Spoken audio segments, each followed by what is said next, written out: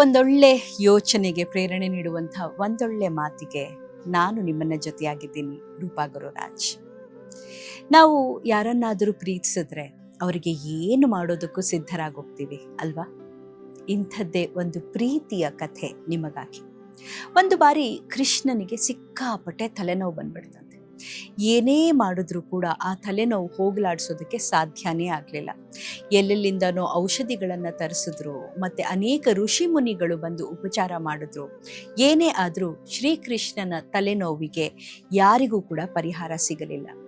ಕೊನೆಗೆ ಒಬ್ಬ ದಿವ್ಯರ್ಷಿಗಳು ಬಂದು ಹೇಳಿದ್ರಂತೆ, ಯಾರು ಕೃಷ್ಣನನ್ನ ತುಂಬಾ ಪ್ರೀತಿಸ್ತಾರೋ, ನಿಷ್ಕಲ್ಮಶ ಪ್ರೀತಿ ಇದೆಯೋ, ಅವರ ಪಾದದ ಧೂಳನ್ನ ತಗೊಂಡು ಕೃಷ್ಣನ ಹಣೆಗೆ ಸವರಿದ್ರೆ ಅವನ ತಲೆನೋವು ಕಡಿಮೆ ಆಗುತ್ತೆ ಅಂತ. ಆಗ ಎಲ್ಲರೂ ಕೂಡ ಹೌಹಾರಿ ಬಿಟ್ರಂತೆ. ಅಯ್ಯೋ, ಶ್ರೀಕೃಷ್ಣ ಅಂದ್ರೆ ಭಗವಂತ, ಅವನಿಗೆ ನಮ್ಮ ಪಾದದ ಧೂಳನ್ನ ಹಚ್ಚೋದ ಅಂತ. ಅವನ ಹೆಂಡತಿಯರಾದಂಥ ರುಕ್ಮಿಣಿ ಸತ್ಯಭಾಮೆ ಅವರು ಕೂಡ ಹೇಳಿದ್ರಂತೆ, ಅಯ್ಯೋ, ಕೃಷ್ಣ ಪರಮಾತ್ಮ ನಮ್ಮ ಪತಿ ದೇವರು, ನಮ್ಮ ಪಾದದ ಧೂಳನ್ನ ಅವನಿಗೆ ಹಚ್ಚೋದ, ಅವನ ಹಣೆಗೆ ಹಚ್ಚೋದ ಸಾಧ್ಯನೇ ಇಲ್ಲ ಅಂತ. ಹೀಗೆ ಯಾರೂ ಕೂಡ ತಮ್ಮ ಪಾದದ ಧೂಳನ್ನ ಕೃಷ್ಣನ ಹಣೆಗೆ ತಾಗಿಸೋದಕ್ಕೆ ಸಿದ್ಧರಾಗ್ಲಿಲ್ಲ. ಕೊನೆಗೆ ಈ ಬಗ್ಗೆ ಎಲ್ಲ ಕಡೆ ಡಂಗುರ ಹೊಡೆದ್ರು. ಮತ್ತೊಬ್ಬ ಈ ಗೋಪಿಕೆಯರಿರುವಂಥ ಜಾಗಕ್ಕೆ ಹೋಗಿ ಕೃಷ್ಣನ ಈ ಒಂದು ಅವಸ್ಥೆಯ ಬಗ್ಗೆ ಹೇಳಿದ್ನಂತೆ.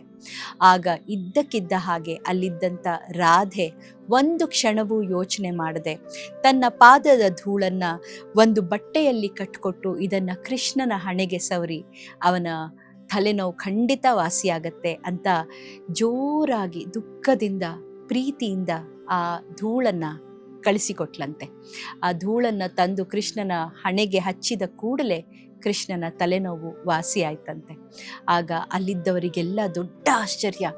ಎಲ್ಲೋ ಇರುವಂಥ ರಾಧೆ ಕಳಿಸಿದಂಥ ಪಾದದ ಧೂಳು ಕೃಷ್ಣನ ತಲೆನೋವನ್ನು ವಾಸಿ ಮಾಡ್ತು. ಇಲ್ಲೇ ಇರುವಂಥ ನಾವೆಲ್ಲರೂ ಕೃಷ್ಣನನ್ನ ಪ್ರೀತಿಸ್ತೇವೆ, ಆದರೆ ನಾವು ಆ ಕ್ಷಣಕ್ಕೆ ಅವನಿಗಾಗಿ ನಮ್ಮ ಪಾದದ ಧೂಳನ್ನ ಕೊಡಲಾಗಲಿಲ್ಲ ಅಂತ.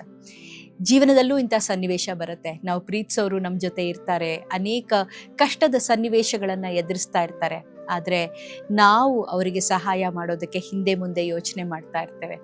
ನಾನು ಮಾಡಬೇಕಾ ಮಾಡಬಾರ್ದಾ ಅನ್ನುವಂಥ ಯೋಚನೆ ನಮ್ಮಲ್ಲಿರುತ್ತೆ.